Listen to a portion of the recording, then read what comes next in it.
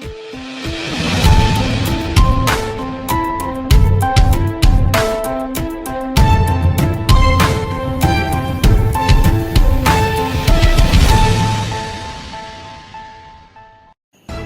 day, Luzon, Visayas, and Mindanao. I am Reymart Aurinto and we've got some important news for you today.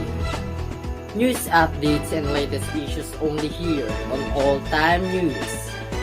Our breaking news for today is all about the traumatic brain injury, and Maricon Bernardo will lead the headline. Let's hear from Maricon, who is reporting live at the studio. Maricon?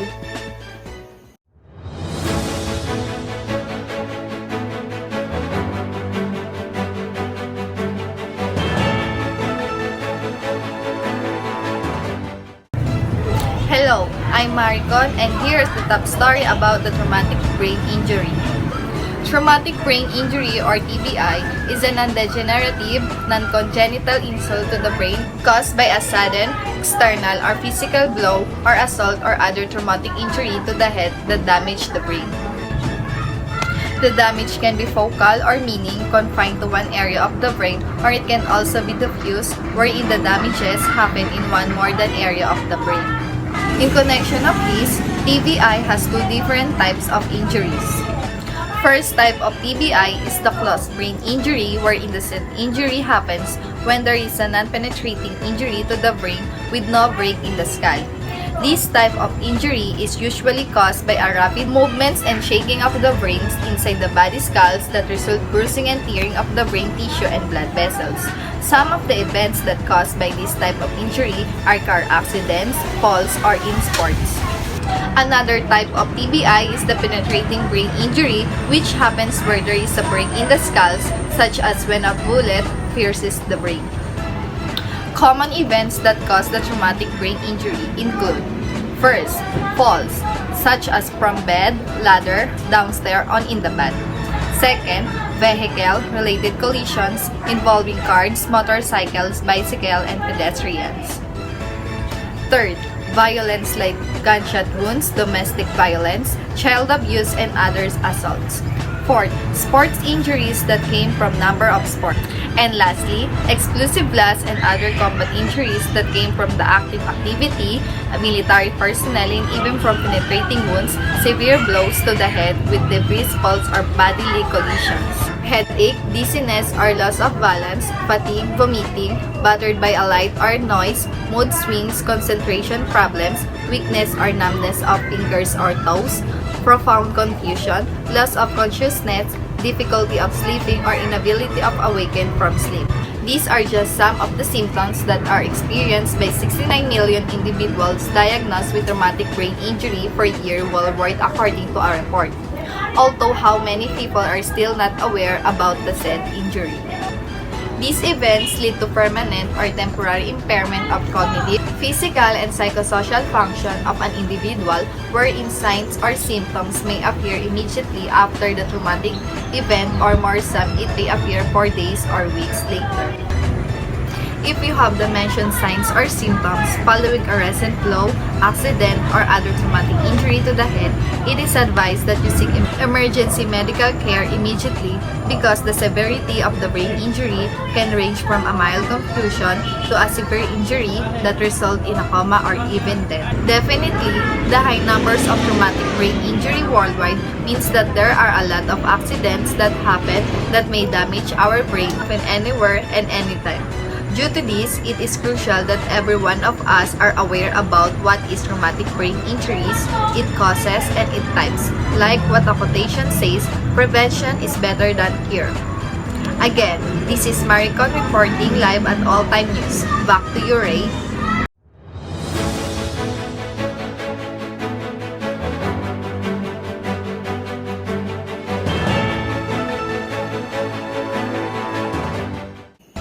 Thank you for that information, Maricon.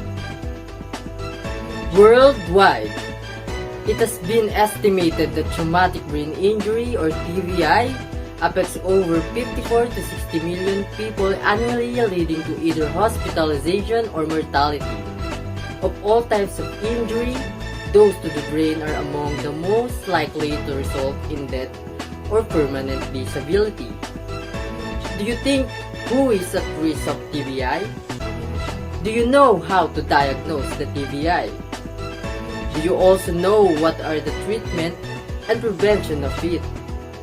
Let's hear the answer from Marvielyn, who is also reporting live at the studio. Marvielyn?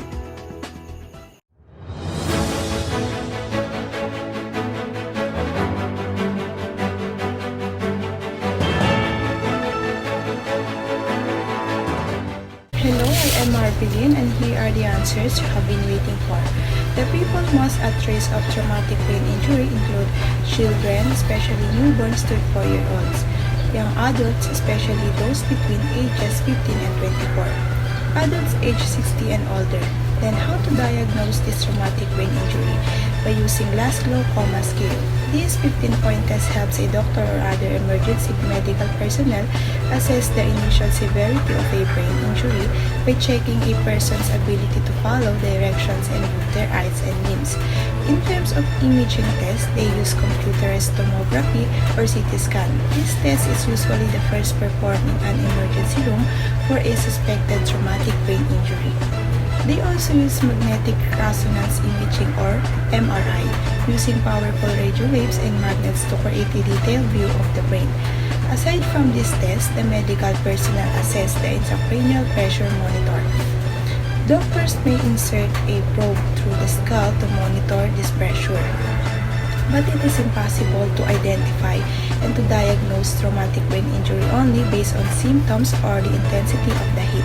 No matter how serious the injury appears to be, if you or someone you love has been hit in the head, seek medical help right once. People with mild to moderate traumatic brain injuries may only need minimal treatment. Your care may involve a short period of rest from sports, school, or work. Symptoms should improve within a few weeks. For severe traumatic brain injury, people often need hospital care and more intense treatments. For all traumatic brain injury grades, treatments may include counseling for emotional support. Many individuals experience stress and worries about their recovery. They may find that it is more difficult to get back to their work and hobbies than anticipated. Therefore, counseling is often very helpful in conjunction with other medical treatments. Next is surgery to treat bleeding in the brain, intracranial hemorrhage, or reduce pressure from brain swelling. Rehabilitation, including physical, occupational, and speech therapy. Rest. Talk to your doctor about how long to rest after a traumatic brain injury. Depending on the type of TBI, or some may need to rest for 1 to 2 days before going back to their typical activities. More severe head injuries may require longer periods of rest. Return to typical activities for milder head injuries.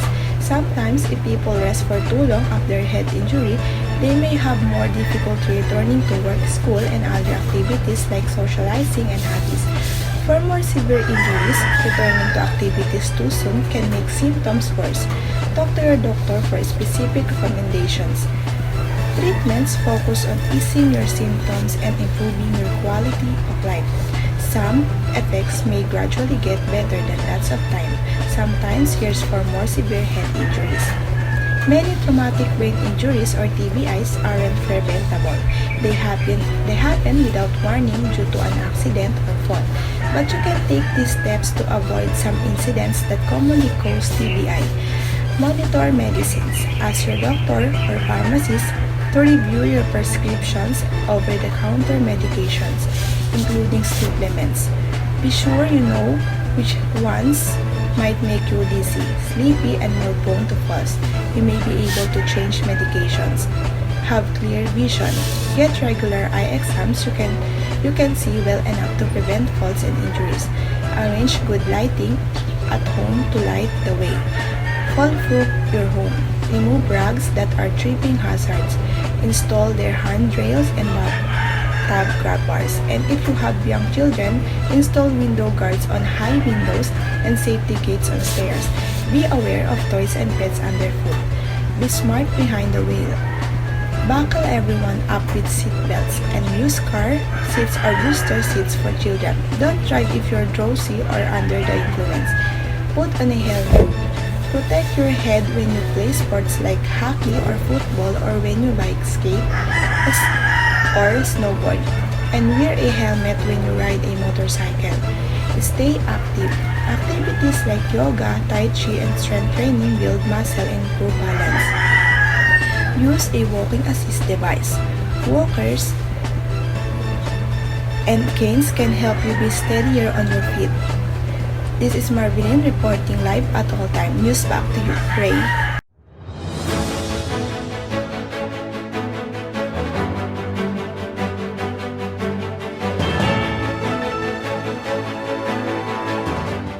Thank you for that information, Marvielyn.